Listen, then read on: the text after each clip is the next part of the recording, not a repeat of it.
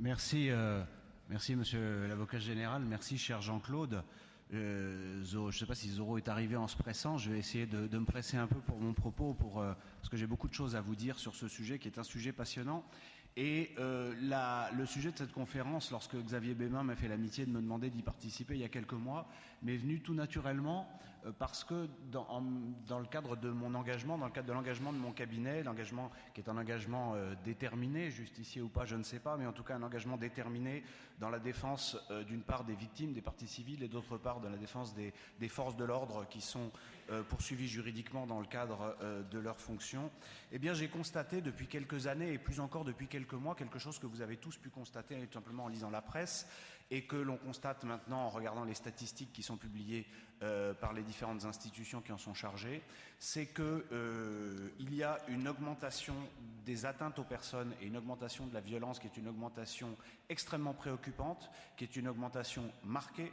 Cette augmentation se caractérise par l'utilisation de plus en plus désinhibée d'armes. On sait depuis quelques années que la guerre en ex-Yougoslavie notamment a permis une facilitation de l'accès de toute une catégorie de délinquance à des armes et à des armes de guerre, mais l'accès s'est facilité, la catégorie de délinquance dont on parle s'est élargie, ce ne sont plus simplement les gros braqueurs, vous avez des petits voyous qui attaquent maintenant des restaurants pour prendre la caisse à la fin du service avec des armes de guerre, et vous avez des armes qui sont non seulement utilisées pour menacer, mais qui sont même utilisées dans le cadre d'agressions létales. Il y a une désinhibition de l'utilisation de l'arme jusqu'au bout, c'est-à-dire de l'utilisation au sens premier de l'arme, et par des individus qui sont de plus en plus déstructurés, parfois qui prennent des substances qui ne contribuent pas à améliorer leur jugement et la rationalité, la prévisibilité de leurs actes.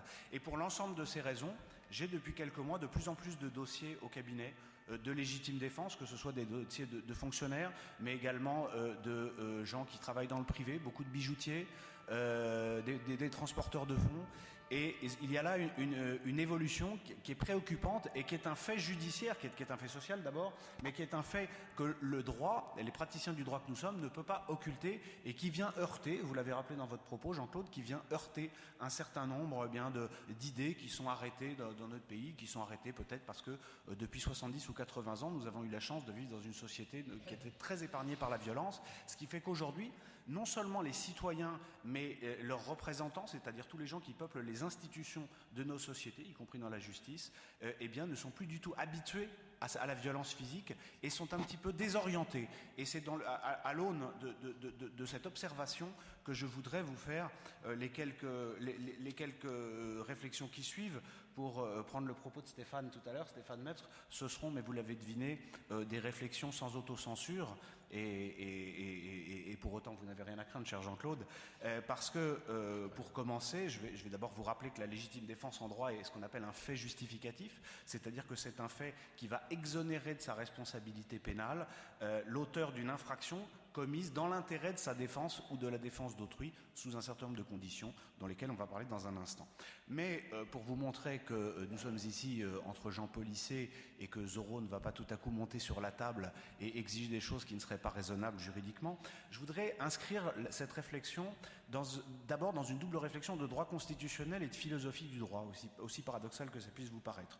Un mot en droit constitutionnel pour vous dire que la Déclaration des droits de l'homme et du citoyen de 1789 n'a pas attendu longtemps avant d'aborder la question de la sécurité du citoyen, de la sécurité de l'organisation sociale, puisque dès l'article 2, on peut y lire l'article suivant: le but de toute association politique est la conservation des droits naturels et imprescriptibles de l'homme. Ces droits sont la liberté, la propriété, la sûreté et la résistance à l'oppression. Alors il y a un débat juridique depuis plus de 2 siècles sur ce que les rédacteurs de ce texte ont entendu par le mot sûreté.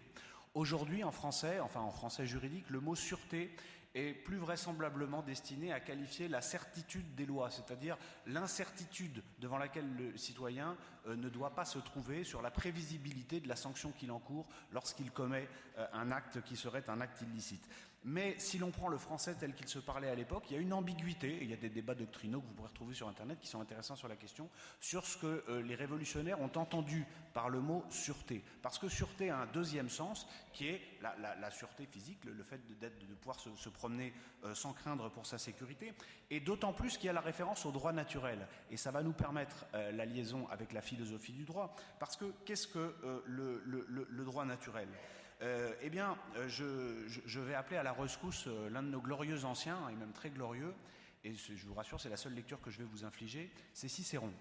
Et Cicéron a écrit des textes tout à fait passionnants sur le droit de se défendre lorsque la société n'est pas capable d'assurer à ceux qui ont délégué leur sécurité par le pacte social, lorsque la société n'est pas capable d'assurer la délégation qui a ainsi été faite. Voilà ce qu'écrit Cicéron. J'ai coupé, parce que sinon j'en avais pour une demi-heure rien que de lire. Cicéron il explique la chose suivante. « Il est en effet une loi non écrite mais innée. Ni les leçons ni les préceptes ne nous ont instruits à la pratiquer. Nous l'observons par sentiment, nos âmes en sont pénétrées. Cette loi dit que tout moyen est honnête pour sauver nos jours lorsqu'ils sont exposés aux attaques et aux poignards d'un brigand et d'un ennemi.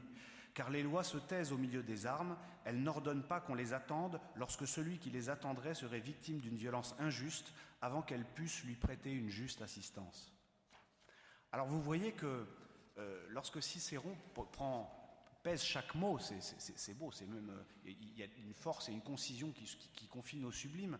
Et lorsque Cicéron prend la peine d'expliquer en quelques mots quelque chose qui est si ancré en nous, en nos âmes, eh bien, ça n'est pas parce qu'il fait l'apologie de la vengeance ou de la justice privée.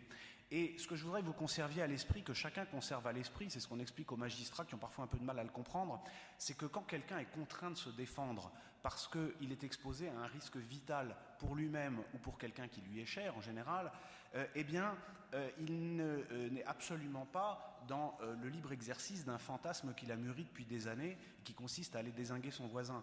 On n'est absolument pas dans cette logique. On est dans une logique que Marcel Gauchet qualifie dans son ouvrage « La démocratie contre elle-même ».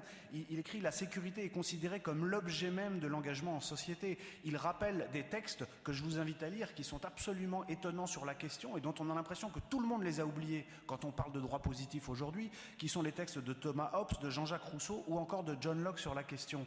Et ce qu'on peut résumer d'une façon extrêmement simple, à l'époque, à l'aube de l'humanité, lorsque l'homme était dans sa caverne et qu'il allait à la chasse pendant que sa femme faisait la cueillette et qu'il revenait et protégeait son clan, lorsque la société s'est mise à s'organiser, lorsque l'organisation sociale s'est structurée petit à petit, la première délégation qui a été faite par l'individu au groupe, c'est l'organisation de la sécurité. Parce que vous comprenez que quand le groupe lui a dit « Toi, tu es habile de tes mains, tu vas aller fabriquer des outils. » Il a dit « D'accord, mais pendant que je fabrique des outils, qui va protéger ma femme ?» On dit « Ne t'inquiète pas, certains d'entre nous qui sont les plus habiles et les plus costauds vont protéger le groupe. » Mais il faut avoir confiance. Parce que quand vous n'avez pas la confiance dans la délégation que vous faites à l'organisation sociale pour assurer votre sécurité, c'est instinctif, c'est inscrit dans nos âmes, nous dit Cicéron, de nous protéger nous-mêmes. Donc, on ne peut pas simplement évacuer le système, les questions de légitime défense en indiquant que ce sont des problèmes de gens qui n'ont pas réglé leurs histoires de petite enfance avec la violence et qu'il faut laisser tout ça à la police et à la justice, autrement dit, aux gens qui, eux, savent et qui, eux, seraient sérieux. Lorsque la sécurité ne peut évidemment pas, chacun le comprend, être assurée à 100% par l'État, y compris dans un État très structuré et qui fonctionne à peu près bien comme le nôtre, tout simplement parce qu'il y a des questions concrètes. On ne peut pas mettre un policier devant chaque maison, et le pourrait-on? Je ne suis pas sûr qu'on le souhaiterait. Donc il y a des conditions, des moments dans lesquels le citoyen a le droit de reprendre cette délégation de sécurité qu'il a faite envers le pacte social. Dès lors, vous comprenez qu'on va loin dans les conséquences juridiques du débat philosophique, parce qu'on n'est plus dans l'acte de justice privée. On est dans un acte de police. C'est-à-dire que le citoyen qui est placé devant l'immédiateté d'une menace ne rend pas justice. Il n'est pas après la menace. Il est dans le traitement de la menace. Il s'auto-saisit, comme l'article du Code de procédure pénale qui dit d'ailleurs que tout citoyen qui est témoin d'un délit peut intervenir et est investi ponctuellement des fonctions de police. Et bien c'est la même chose, mais en exacerbé pour ce qui concerne sa sécurité physique et celle des siens. Vous voyez qu'on est très loin, à travers des considérations juridiques qui sont sérieuses, on est très loin de la caricature qui est faite par les gens qui soit sont des opposants dogmatiques, soit ne comprennent tout simplement pas ce dont on parle. Alors j'avance, et je voulais vous dire, parce que c'est le fruit de cette réflexion, que les critères, les conditions dans lesquelles aujourd'hui les magistrats appliquent la jurisprudence sur la légitime défense me paraissent de plus en plus déconnectés de la réalité, et ça pose un certain nombre de problèmes.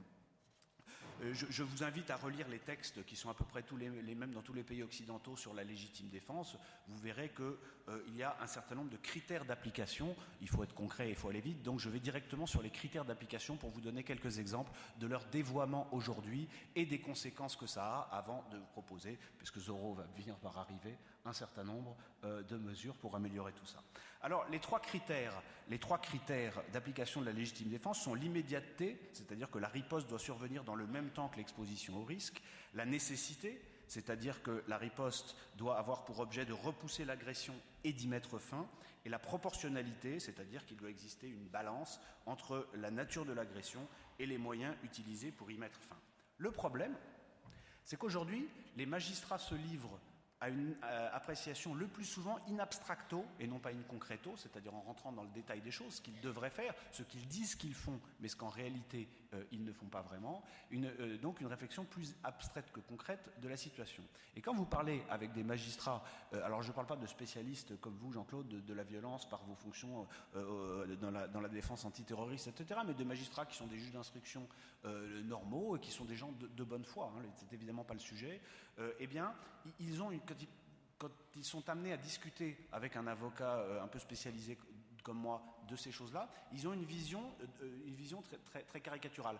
Ils ont un peu la vision d'un duel dans un film de Sergio Leone. C'est-à-dire que vous avez deux gars qui se regardent, là, puis tout à coup, il y en a un qui met la main à la hanche, hop, l'autre aussi, puis il y en a un qui commence, alors après on va voir lequel a tiré en premier, s'il y a une balle ou deux balles, et puis on va disséquer tout ça comme si c'était scientifiquement dissécable, et on va en tirer des conclusions qui sont souvent des conclusions complètement à côté de la plaque. Le problème aujourd'hui, dans la jurisprudence, c'est que, d'abord, l'immédiateté qui est exigée par le texte est assimilée jusqu'à l'absurde à l'instantanéité. Je vous donne un exemple qui est l'exemple que j'appelle la continuité objective du temps de l'action et du temps de la menace. Vous avez, pour l'exemple que je vous prends, et qui est un exemple qui va aboutir à un exemple de jurisprudence très récente, une scène qui va impliquer, en l'occurrence c'est un policier, mais ça pourrait être par exemple un convoyeur de fonds ou même un bijoutier dans certaines circonstances où l'action durerait longtemps dans sa bijouterie. Lorsqu'un individu qui commet une action grave, donc une action criminelle, qui est armé, qui menace directement autrui, quelle que soit la qualité de cet autrui, est toujours sur les lieux, et qu'il marche, qu'il court, que l'action prend un petit peu de temps, qu'elle se déroule dans un périmètre qui n'est pas un périmètre étroit à 2 mètres près, mais qu'on est sur une grande surface ou sur un parking ou sur un carrefour, et donc les distances se mesurent en dizaines de mètres. Eh bien, l'action ne va pas durer un quart de seconde. On ne va pas compiler les quarts de seconde. L'action va durer plusieurs dizaines de secondes et parfois plusieurs minutes. Et vous avez un individu armé qui peut à un moment donné tourner le dos à une des personnes qui est en charge de jure ou de facto de mettre fin à la menace. À ce moment-là, la personne qui peut mettre fin à la menace va y mettre fin en tirant. Le problème, c'est que la balle ou les balles qu'elle va tirer vont atteindre l'individu dans le dos. Je pose la question. Un individu qui reste armé sur un périmètre avec une arme est toujours dangereux même quand il tourne le dos. Pourquoi ? Parce que même s'il est en train de fuir au début de la fuite, je ne parle pas s'il est à 1 km, on ne va pas viser pendant 40 secondes pour l'allumer de pile au milieu du crâne à l'arrière. C'est que s'il est en train de fuir dans les 2 ou 3 premiers mètres avec une arme à la main, le policier ou le bijoutier qui est là ne peut absolument pas savoir si tout à coup il ne va pas se retourner pour couvrir sa fuite et ouvrir le feu sur la personne qui constitue, à front renversé pour lui, le délinquant, une menace. Deuxièmement, s'il est effectivement en train de fuir et qu'il a une arme à la main et qu'on le laisse partir en se disant « ben non, il n'y a plus de menace immédiate », mais il n'y a plus de menace immédiate pour vous l'agent, mais il y a une menace immédiate pour d'autres. Imaginez qu'il arrête une voiture à un carrefour, vous avez une femme enceinte qui est au volant, il lui dit « sors tout de suite », elle ne sort pas tout de suite parce qu'elle est toute engoncée, parce qu'elle est enceinte de 7 mois et qu'elle est terrorisée, et il lui met une balle dans la tête. Alors là, 4 secondes avant, il n'y a plus possible de légitime défense de la part du policier ou du convoyeur de fonds de tirer sur le gars qui part avec sa Kalachnikov, mais alors qu'il est en réalité dans le temps de la légitime défense d'autrui, prévu par le texte. Mais plus personne ne va faire application du texte tel que je vous le dis. Dans l'affaire de Bobigny, qui a beaucoup défrayé la chronique au printemps dernier, vous avez un individu qui est tellement armé et dangereux qu'il est balancé par ses propres collègues qui ont peur de lui et qui donne un renseignement à la police. La police arrive devant un café. Le type sort avec une grenade et un pistolet automatique. Il lance la grenade n'explose pas. Il aurait sans doute mieux valu qu'elle explose en droit pour le policier qui a tiré derrière. Il tire, puis il se tourne, il y a 2 rues, il y a des policiers d'un côté, des policiers de l'autre, et il y a un tir dans des conditions confuses qui l'atteint dans le dos. Vous y croyez si je vous dis que le policier est mis en examen pour homicide volontaire? Homicide volontaire. Suspendu en plus. Suspendu en plus. Ne nous égarons pas, vous avez raison, mais quand je vous dis qu'on pourrait y passer la matinée. Homicide volontaire, suspendu, désarmé, perte de ses primes. C'est honteux. C'est honteux. Autre exemple, les alternatives à la riposte. On dit, la jurisprudence, il faut qu'il n'y ait pas d'autre solution que la violence pour se défendre. Et qu'est-ce que vous pouvez faire? La première chose qu'on va dire, ah mais vous pouviez fuir et ou vous pouviez appeler à l'aide. Mais encore faut-il que la fuite ou le temps nécessaire à l'appel à l'aide, le temps non seulement d'appeler à l'aide, mais d'attendre les secours, ce qui n'est évidemment pas le même, soit compatible avec le maintien de vous-même ou de votre famille en sécurité. Vous n'allez pas dire au gars, ah, attends garçon, temps mort, excuse-moi, je téléphone, je fais le 17, je suis en attente. Je veux dire, ça n'a pas de sens. Et vous avez des juges qui vont vous dire, est-ce que vous avez tiré avant d'avoir fait le 17? Non. Enfin, je veux dire, ça dépend des dossiers, mais enfin, vous n'allez pas dire, alors là, il y a un gars qui arrive, je le vois en bas de l'escalier, il a un fusil, il a une gagoule, puis j'en vois un deuxième, je vais d'abord faire le 17. Non, enfin, je veux dire, vous allez d'abord vous mettre en sécurité si vous pouvez, vous protéger, puis après, vous allez appeler le 17. Tant mieux si vous êtes en mesure d'appeler le 17 avant d'être obligé de vous défendre. Après, il y a la question de l'attente, c'est une autre question. Mais vous voyez, donc, ces questions sur les alternatives à la riposte, il faut les apprécier de façon concrète. On ne peut pas avoir une vision livresque des choses sur ces questions. Vous avez ensuite la question de la proportionnalité. Moi, je vais vous en poser une de questions, si vous n'êtes jamais intéressé à ces considérations. Est-ce que vous savez, donc la proportionnalité de la riposte, il faut que ce soit mesuré et qu'il y ait une balance entre les deux. Vous avez un gentil qui a un pistolet et un méchant qui a un couteau. Le gentil, par hypothèse, ne sait pas qu'il va se faire attaquer par le méchant, parce que sinon, c'est autre chose. Et le gentil est là, et le méchant lui arrive dessus avec le couteau. Est-ce que vous savez, en termes de temps de réaction, de gestes techniques, etc., jusqu'à quelle distance l'homme au couteau va battre l'homme au pistolet? Je vous donne la réponse, c'est 7 mètres. 7 mètres. Vous pouvez faire le test tout à l'heure, vous faites 7 grands pas. Vous regardez quelqu'un qui est à 7 pas de vous, et vous vous dites, si j'avais un pistolet et que j'étais policier, et que le gars me court dessus avec un couteau, eh bien, je mourrais. Sauf que quand vous défendez des gens qui ont tiré, des bijoutiers notamment, qui ont tiré sur des voyous qui avaient des couteaux, et qui étaient à 3 ou 4 mètres, le juge va dire, mais enfin, vous n'étiez pas menacé, le couteau, c'est pas une arme de projection. Donc on est dans une incompréhension et une méconnaissance totale de la réalité de ce que c'est qu'une scène de violence et dans une projection dogmatique sur laquelle j'ai quelques explications, mais ça, ce sera dans ma conclusion. Alors, je vous donne encore un exemple. Je défends actuellement un bijoutier dans une ville de province qui a été agressé 4 fois dans sa vie, qui a été braqué 4 fois. Et il a tiré et il a touché son agresseur de 5 balles. La première de face, les 4 suivantes dans le dos. Et alors on a eu des dialogues surréalistes avec le juge.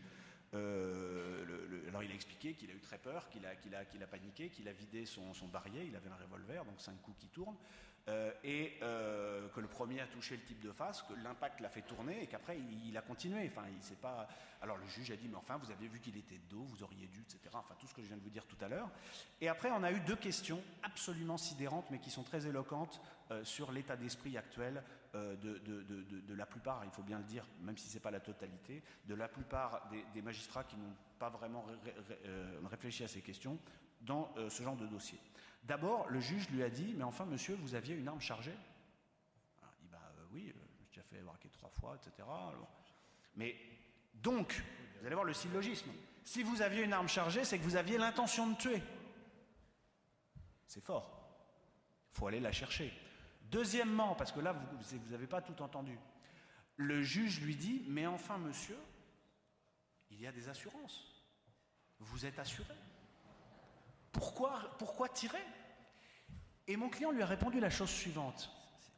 Il lui a dit, la dernière fois que j'ai été braqué, le gars est arrivé dans la boutique, il a tendu un pistolet vers moi comme ça, il m'a dit, bouge pas, fais pas le con. Je n'ai pas bougé et il a tiré. Le gars était extraordinairement maladroit. Il l'a raté. Mais vous vous rendez compte que sous une menace d'un pistolet tendu, dans une scène de ce genre, le magistrat va demander à la personne qui s'est défendue, mais pourquoi vous n'êtes pas laissé faire après tout, vous êtes assuré. Non, mais on est dans une logique qui est une logique tout à fait surréaliste et tout à fait révélatrice de ce qu'est notre société sur ces questions aujourd'hui. Alors, une dernière remarque avant de passer aux conséquences et aux propositions. Le nombre de coups de feu. Aujourd'hui, alors là, ça c'est systématique. Dans tous les dossiers où il y a ouverture de feu des forces de l'ordre ou de gens qui se défendent, on regarde et on estime que l'un des critères de la proportionnalité, c'est le nombre de coups de feu tirés en riposte. Et on estime qu'en fait, il faudrait tirer une fois, puis attendre pour voir ce qui se passe, puis tirer une deuxième fois éventuellement si le gars tient encore, etc., etc., etc. Alors, ça n'a tout simplement pas de sens pour deux raisons. D'abord, il y a une raison technique. C'est que si on considère que la légitime défense, c'est répondre à une menace actuelle, par hypothèse, vous êtes toujours en légitime défense tant que la menace est toujours actuelle et n'a pas cessé. Vous pouvez tirer avec un 9 mm, qui est la munition standard de la police et de la plupart des armes de poing aujourd'hui dans les forces de l'ordre et dans les autres personnes qui en ont besoin. Vous pouvez tirer 2, 3, 4 fois avant que la personne tombe en face. Ça, il y a des 50 dossiers là-dessus sur Internet vers lesquels je vous renvoie. Vous avez une vidéo qui est célèbre, qui a été enlevée de YouTube parce qu'elle est très violente, où vous avez un type qui braque avec un fusil à pompe et une bijouterie. Il y a le bijoutier en face et il y a une vendeuse sur le côté. Et le bijoutier fait un pas de côté, il dégaine l'arme qu'il avait à la ceinture et il tire une balle, qui est une balle qui se fichera, l'autopsie le démontrera, dans le cœur du type. D'accord ? Dans le cœur. Et sur la vidéo, on voit le voyou se tourner vers le bijoutier, tirer, le tuer, réarmer, se tourner vers la jeune femme, tirer, la tuer et mourir. Donc si le bijoutier avait fait ce que toutes les forces de l'ordre apprenaient à l'époque, mais vous allez voir que c'est même plus le cas, c'est-à-dire, comme on dit vulgairement, de tirer jusqu'à ce que ça tombe, et ce que les avocats requalifient par tirer jusqu'à ce que la menace cesse, ils seraient tous les deux vivants. Voilà. Donc, ça, c'est une première remarque technique. Ça n'a pas de sens d'exiger des gens qu'ils ne tirent qu'une fois pour leur défense, parce que ça n'est tout simplement techniquement pas compatible avec la mission de faire cesser la menace. Deuxièmement, il y a une remarque psychologique.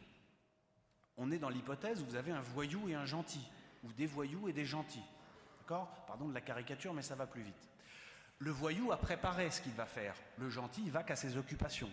Donc le gentil se retrouve pris par surprise totale, saisi d'effroi. L'effroi, c'est la grande peur, parce que c'est la peur vitale. C'est pas la peur de rater le train, c'est la peur de mourir d'un coup, alors qu'on faisait autre chose. Et la jurisprudence va exiger de celui qui vaquait à ses occupations et qui est saisi d'effroi, qu'il mesure quart de seconde par quart de seconde les conséquences de l'acte de défense qu'il va commettre, qu'il sache le mesurer, qu'il sache s'arrêter, qu'il sache évaluer. Mais ça n'a pas de sens. Ça n'a pas de sens. Et pourtant, vous avez des rapports balistiques là-dessus, où les experts balistiques, qui sont supposés connaître, dissertent sur la compatibilité avec la défense du deuxième tir, du troisième tir. On est dans un délire sur ces questions-là aujourd'hui en France. On est dans un véritable délire, et ça a trois conséquences graves, avant que je passe au remède. Les trois conséquences graves. La première, c'est une conséquence psychologique opérationnelle. C'est qu'aujourd'hui, les policiers, en particulier, n'osent plus tirer. Et je vous donne un exemple très simple, l'exemple de Bourges il y a 2 ans. Un type sort un sabre dans la préfecture, les policiers étaient là, les policiers n'osent pas tirer, ils reculent, il y en a une qui tombe, le gars lui coupe la tête, donc elle meurt, mère de famille, 28 ans, et à ce moment-là, évidemment, il y a un adjoint de sécurité, même pas un policier, qui lui tire, et soit il tire très bien, soit il a beaucoup de chance, il lui tire dans la jambe et le gars lâche son arme. Bon. Deuxièmement, vous avez des conséquences procédurales. Il n'y a pas très longtemps, sur une fusillade en région parisienne, il y a eu un échange de coups de feu et le méchant est tué. Et au moment où les policiers s'approchent de lui, ils se rendent compte que son arme était vide. Et le procureur qui arrive, qui lui n'était pas à l'échange de coups de feu, il dit au policier « mais on a un problème, l'arme était vide ». Alors le policier dit « bah oui, voilà, quoi, elle était vide, on ne pouvait pas savoir ». Et il y a eu un débat, ça m'est raconté par le chef de groupe qui était impliqué, il y a eu un débat sur la mise en garde à vue du tireur. Et vous allez voir le critère sur lequel il n'y a pas eu de mise en garde à vue. Le magistrat a dit « bon, enfin ça va, le gars n'a pas de famille, personne ne va porter plainte et nous emmerder, donc c'est pas la peine de vous mettre en garde à vue. » Voilà, donc on est dans des logiques. Vous vous rendez compte de la logique. Et la troisième conséquence, c'est des conséquences administratives. C'est que d'abord, dans les écoles aujourd'hui, on apprend aux fonctionnaires à tirer au coup par coup avec les conséquences désastreuses que je vous ai expliquées peut-être trop longuement tout à l'heure. Et même, la police a commandé récemment des fusils d'assaut G36 pour les spécialistes apprécieront pour les situations graves. Et pour que chaque fonctionnaire soit tenu de justifier chaque action de tir, comme on dit, eh bien, ils n'ont pris des G36 que capables de tirer au coup par coup, alors que ce sont des armes qui sont faites pour tirer soit au coup par coup, soit en rafale de 3, soit pour les cas les plus graves, en rafale illimitée. Mais vous vous rendez compte que les considérations complètement déviantes sur la légitime défense actuelle ont présidé au choix technique de l'arme, avec des conséquences qui peut-être un jour coûteront la vie à des policiers. Alors comment améliorer ? Quatre pistes. D'abord, insérer clairement la phase de menace dans l'atteinte qui est dans le texte. Aujourd'hui, l'atteinte, il faut qu'il y ait un commencement d'exécution. Moi, je vous dis que devant une menace armée, l'individu a déjà le droit de se défendre sans qu'il y ait un commencement d'exécution d'atteinte à sa vie. Deuxièmement, envisager l'action non pas dans l'instantanéité, mais dans sa globalité. Je crois avoir été assez précis et clair sur ce point tout à l'heure. Troisièmement, c'est une question d'état d'esprit. Alors c'est peut-être là que ça va devenir un peu polémique. Il y a une vidéo très intéressante qui a été mise en ligne par l'État fédéral du Texas. Alors là, j'entends déjà les critiques. On va dire, ah, mais le Texas, le cow-boy, là c'est plus Zorro, c'est les cow-boys. Bon, mais c'est très intéressant. C'est que faire si jamais il y a ce qu'ils appellent un active shooter, c'est-à-dire un tireur fou qui rentre dans un lieu public où vous êtes. Alors là, les Français vont dire, ah, mais les tireurs fous, c'est comme les serial killers, ça n'existe pas en France. Il a fallu des années pour qu'on admette que des serial killers existent en France. C'est comme en Norvège. Les serial killers, les serial shooters, ça n'existait pas jusqu'à ce qu'il y en ait un qui tue 68 personnes en 1 heure. Ah, on a tous oublié en France, pas tous, qu'en 2002, il y a un tireur fou qui est rentré dans une mairie à Nanterre et qui a tué 8 personnes. Donc que faire en cas d'irruption ? Déjà, vous imaginez l'État fédéral qui pense à la prévention sur ce type de choses. Et la consigne donnée, c'est « run, hide, fight », c'est-à-dire courez, cachez-vous et combattez. Et il y a un certain nombre de conseils. Évidemment, il faut d'abord fuir si on peut, ensuite se cacher si on peut. Mais si on ne peut pas, eh ben la différence, c'est qu'en France, si on ne peut pas, ben là, on n'en parle pas. Si on ne peut pas, on fait le 17 et on attend. Et là, il y a tout un tas de considérations pratiques. Vous pouvez aller voir cette vidéo qui est intéressante. Et l'État vous dit, il faut se battre de façon déterminée. C'est « commit to take the shooter down no matter what ». Faites tout ce qu'il faut pour neutraliser le tireur à tout prix. On ne vous dit pas, mettez-lui un coup, puis attendez de voir s'il tire encore. Si on est obligé d'eux, on est dans la contrainte, on est dans la nécessité. Encore une fois, attention, je ne dis pas qu'il faut aller le poursuivre dans la rue et aller le pendre à un arbre. Ce n'est pas du tout le propos. Le propos, c'est pendant que la menace n'a pas cessé. Voilà. Et la quatrième piste, c'est le pragmatisme de nos amis suisses qui ont inséré dans le second alinéa de l'article 33 de leur code pénal la phrase suivante, qui est remarquable. Si celui qui repousse une attaque a excédé les bornes de la légitime défense, le juge atténuera librement la peine déjà, mais la deuxième phrase est encore mieux, si cet excès provient d'un état excusable d'excitation ou de saisissement causé par l'attaque, aucune peine ne sera encourue. Aucune peine ne sera encourue si c'est l'état d'excitation ou de saisissement. Vous vous rendez compte ? Alors qu'en France, on vous dit, ah bon, mais alors un quart de seconde avant, vous avez fait ça, un quart de seconde après, vous avez fait ça, mais c'est très grave, vous avez voulu le tuer, mais comme c'est dur, etc. Donc on est dans des conceptions qui sont complètement opposées. J'ai presque fini, cher Jean-Claude. Je termine par un mot sur les présomptions. Vous les avez lues tout à l'heure, je ne vais donc pas les relire. Les présomptions aujourd'hui n'existent plus en pratique, c'est-à-dire, vous l'avez rappelé, que la jurisprudence exige les mêmes critères que ceux dont je viens de parler, même quand c'est dans votre domicile la nuit, etc. Je considère que c'est absurde. Vous avez le cas de M. Dahan, qui est un cas célèbre, d'un gars qui a été attaqué chez lui avec sa femme par 3 types armés. Il a réussi à en désarmer un. Il a tiré avec l'arme de l'autre sur le groupe qui était là, et il y a 1 balle sur 3, peut-être 2, qui a atteint le type dans le dos. Bon, M. Dahan a fait 10 jours de prison, il a été mis en examen pendant 18 mois, il a été renvoyé par le juge devant la cour d'assises, et heureusement le parquet a fait appel, et la chambre de l'instruction de la cour d'appel de Paris a repris ses esprits, et lui a accordé le bénéfice du non-lieu, avec le hurlement des avocats des voyous, etc. Enfin, vous pouvez imaginer le genre de discussion qu'on entend dans ces cas-là. Je dis juste que c'est une présomption de bon sens, qu'il faut la rétablir dans son entier, et que quand vous êtes chez vous, dans votre habitation, et que vous avez des voyous qui entrent, vous ne savez pas quel est leur projet criminel. Est-ce qu'ils sont juste venus prendre votre chaîne IFI, ou est-ce qu'ils vont en profiter pour violer votre femme et vous torturer pour avoir le code de la carte bleue? Qui veut attendre pour voir? Qui veut dire, ok, allez-y les gars, vous me dites quand vous êtes prêts, la télé, allez-y, par contre là, il y a la chambre, non, je préfère pas. Mais attendez, on est où? On est où? Il faut rétablir cette présomption. Il y a beaucoup de homejacking en ce moment en France. C'est assez peu médiatisé parce que ce n'est pas l'infraction que les pouvoirs publics préfèrent. Et c'est une nécessité d'affirmer haut et fort que dans des cas, alors il ne s'agit pas d'ouvrir le feu parce qu'on s'est disputé avec ses copains devant un match de foot et de dire après, ah ben non, mais je suis chez moi, je pouvais tirer. C'est pas du tout ça.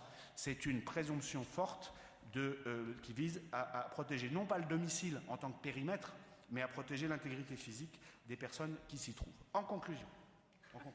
Je suis en état de légitime défense horaire. Oui, mais j'ai presque fini, mais je suis dans l'état de nécessité. En conclusion, il ne vient à personne de remettre en cause le fait que si quelqu'un de vos proches a un accident grave de santé, vous allez appeler le SAMU, mais pendant que le SAMU arrive, vous allez faire des choses pour essayer de le sauver.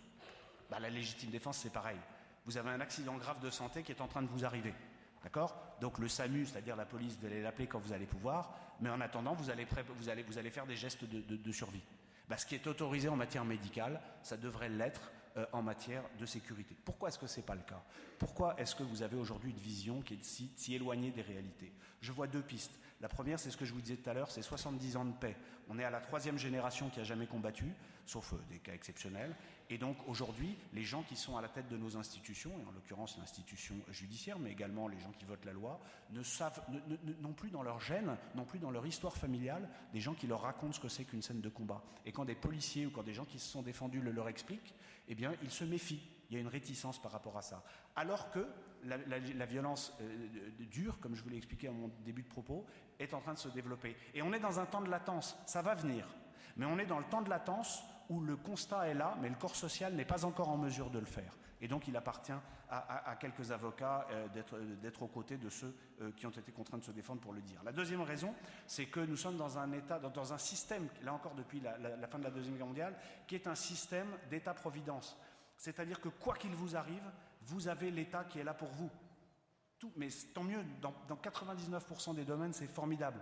Mais là, c'est juste pas possible dans certains cas. C'est ce que je vous disais au début. Il ne peut pas y avoir un policier partout. Et donc, parfois, eh bien, il y a une dérogation à l'État-providence. C'est que l'État n'est pas là. Il y a un quart d'heure où l'État ne va pas être là pour vous aider. Et le problème, c'est que le mec, il est à 3 mètres de vous. Et on fait quoi? Et voilà ce qu'il faut conserver à l'esprit. J'ai fini. Il y a des moments, comme pour paraphraser Cicéron, où très ponctuellement, dans le temps de l'action, qu'on ne me fasse pas dire ce que je ne dis pas, parce que je vois bien comment ma conférence peut être dévoyée. Ce n'est pas le cas. Dans le temps de l'action, mais dans le temps global de l'action, pour paraphraser Cicéron, il faut que le droit puisse s'effacer devant l'exigence de la survie.